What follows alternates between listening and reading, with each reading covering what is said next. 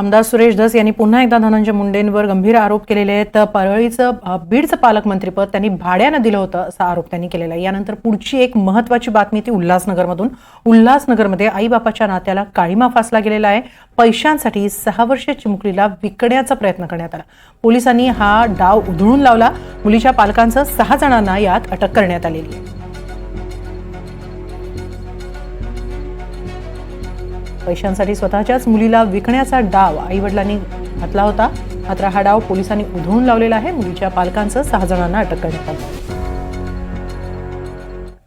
या तक्रारीवरून आम्ही लगेच त्वरित तिची सून, तिचा मुलगा व जी इंटरव्ह्यू घेणारी आहे आणि मध्यस्थी आहे त्या सगळ्यांना घेतला. त्या बाळाला पण आणलं.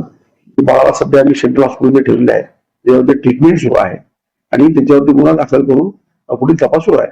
याच्यामध्ये 6 लोक आहेत. विकत घेणारे 2, मध्यस्थी 2 आणि त्या लहान मुलीचे आई वडील.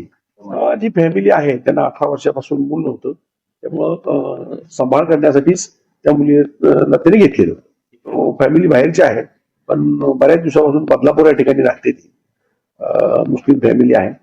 त्यांनी चांगल्या हेतूनच घेतलं होतं पण कायदेशीर प्रक्रिया कुठल्याही प्रकारची न करता घेतल्यामुळं आपण सगळ्यांच्यावरती गुन्हा दाखल केली.